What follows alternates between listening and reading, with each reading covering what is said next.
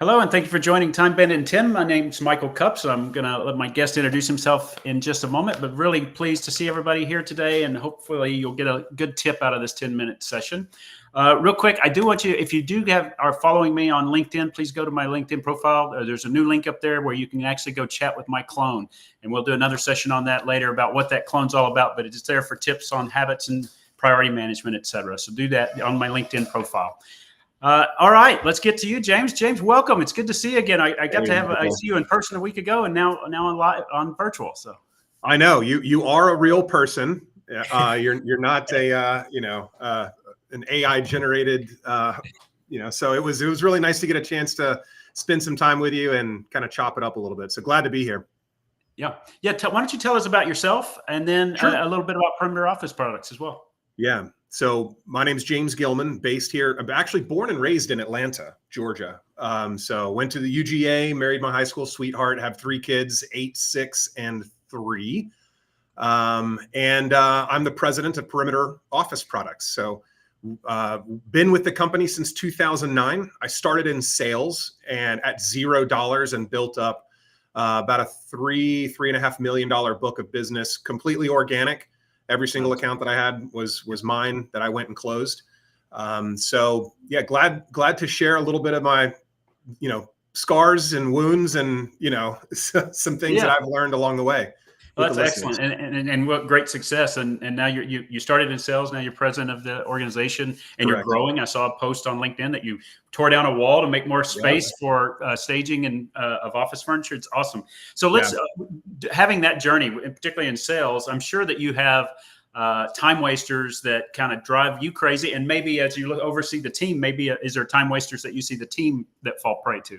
Yeah, I won't be able to say all of them in 10 minutes. But the ones that kind of bubble to the top is unclear language so like a team time waster, right? Yep. You assuming that people hear things the way that you said them instead of just pausing a little bit and saying, and asking a clarifying question, what did you hear me say?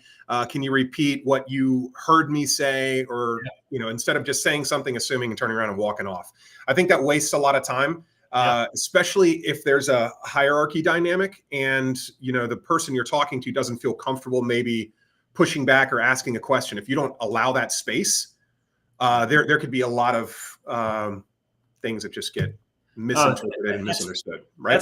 That's phenomenal, James. I haven't had anybody bring that up, but that ambiguity that happens just in daily conversation can be a time waste because it's so easy to go off and start in a direction and then realize it's the wrong direction. That's fantastic. What a great a friend of mine, just to bounce off that, you use the word ambiguity. A friend of mine, Carl Libba, Lubbe, he actually says ambiguity leads to anxiety. So if you want to have a good culture and people who are confident in doing the tasks that you've requested them to do and that they're hired to do, you need to be clear. And if you're not, you're creating ambiguity, and that leads to anxiety. Yeah, that's great. That's a great tip. Thank you for bringing that up. So that's a team approach, right? Team approach, communication, individual approach. I've hired, trained many sales reps. A huge time waster with sales reps is you're faking yourself out thinking that you're working, and you're only spending your time like researching or shuffling your papers or reorganizing. Know what your money making tasks are. Yes. You're only making money if you're in front of a client or a prospect. You're not making money if you're reviewing contracts or whatever else. That's necessary, but just pay attention to where your time's going. And don't fake yourself out thinking that you are actually being productive when you're really just wasting time. Yeah. And so many people fall into that. They feel busy, or they make themselves busy. Yeah, it does. And what's interesting, I wrote an article about this not too long ago about the illusion of time, right? You think we also kind of fall into that. We think we have more time than we do. So yeah, I'll do this research. And then you go down a wormhole on LinkedIn or wherever you're doing your research, and all of a sudden you wake up and you go, oh my gosh, I only have 5 minutes left to do whatever it was I need to do. That's a great one. How do you coach your team on that kind of? Yeah, so there's a couple things. As a leader, I think it's really important that you don't just bark an order or request something and then walk away. I frequently walk around the office, not quickly, slowly, to just get a pulse, understand what's going on, asking specific questions, not, hey, how's your day going? But, hey, how many calls have we had today? Yeah. Right. So you can engage with something that with one of your teammates that's specific. Hey, how many appointments do you have booked? Yeah. Hey, how many calls have you made? How many decision makers have you talked to? So asking specific questions helps you gain a pulse. And if you do that consistently enough, your team will expect that. Yes. And so it's like, hey, I know James is going to be coming by. I really want to make sure that I'm, giving him a number more than the one I said to him last time. Yeah, that's a great perspective. And by the way, when I was at your site, I could tell you're a people person. So it and the way you interact with your team. But that's really great. What you're reinforcing the behavior that you want them to do, because it's not necessarily for you; it's for them to think about where they're going to spend their time, what they're going to do next, all that kind of stuff. That's amazing. And those are really good time wasters and solutions to them. I'm curious. I mean, you're in a wildly competitive business, right? You can be successful, like you talked about. You from 0 to 3.5 million, just by being disciplined and your approach, and a very good approach, and being a good salesperson like you are.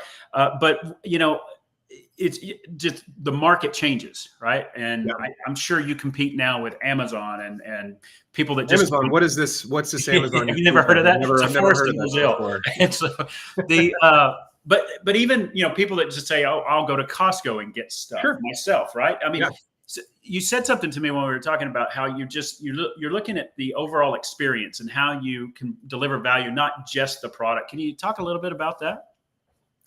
Yeah, we have to pay attention to what our clients want and need. And your product or service is not for every single person that's out there. And I think it's a dangerous place to assume that things will always be what they have always been, right? The only constant is change, right? It's inevitable. It will always change. Your client that you've got right now will not be there, right? Every account has a life cycle. So I'm saying all this to say, it's important to stay focused on your core competency and to execute and do that well.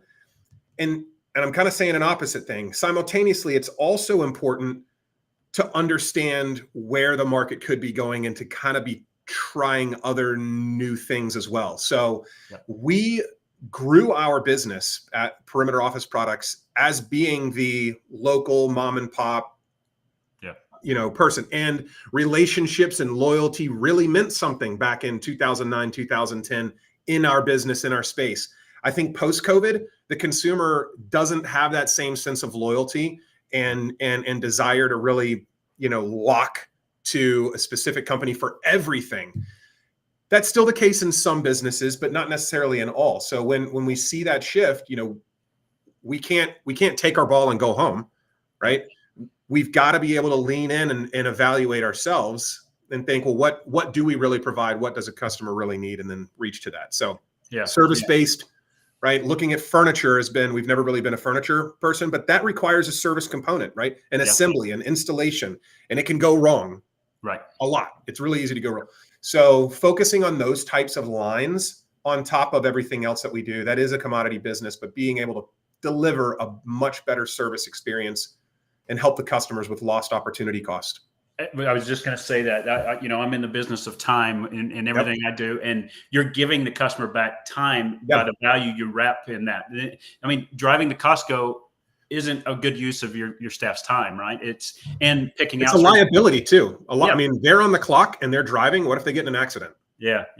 I really like the way you frame that. It is an opportunity cost to the customer to do that, and wrapping in services that benefit them assures them that they're getting the most out of your products too, right? I mean, that's what we all need is we buy something for value, and then we need to make sure we get that value out of it. Yeah. So that's we were just talking about our favorite waters ahead of time before we went live, and you can get a bottle of water at Costco for 10 cents, but that same bottle of water in a different environment could be $5. It's the same. It's the same water. It's the same product, but it's it's the placement and it's understanding the value of what that is in that given context. Yeah, absolutely. Absolutely. That's great. And I keep these things to 10 minutes and Mhm. I always regret it, but I think it's still the right thing to do for the viewers.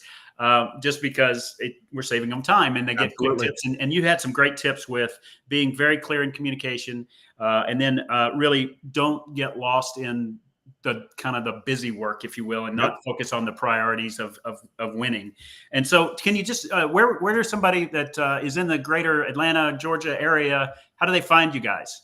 Yeah, LinkedIn is a great way. You can look for me or Perimeter Office Products on LinkedIn. Our website, perimeteroffice.com, or I say perimeter, so I can spell it right. So perimeteroffice.com.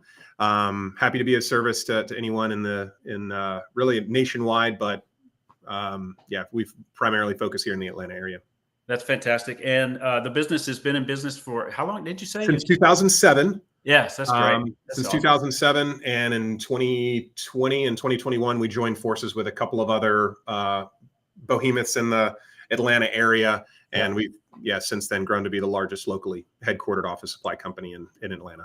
That's fantastic. And the same for you, finding you personally, if somebody wanted to pick up a conversation with you, Would just on love would LinkedIn. love to do that. Yeah, Yeah. I love talking business and strategy to anybody who would like to listen and chop it up with me. So Yeah. James Gilman on LinkedIn. Excellent. Excellent. Well, James, it's so great to see you. I wish you to have a great weekend in Gwinnett County there. And I really enjoyed Thanks, talking Michael. to you. Had some great tips and enjoyed seeing you. I look forward to my next trip to Atlanta. Maybe we can get together again. Or if you come out Would this love way to to. Dallas, we'll host you and show you around here. So Would thank love you so that. much. And to everybody watching, thanks again for tuning in. And we'll be back for another episode soon. In the meantime, you can go to timebandit.io and check out the app, the book, and some information about priority management. Thanks a lot, everyone. Take care. See you, Michael.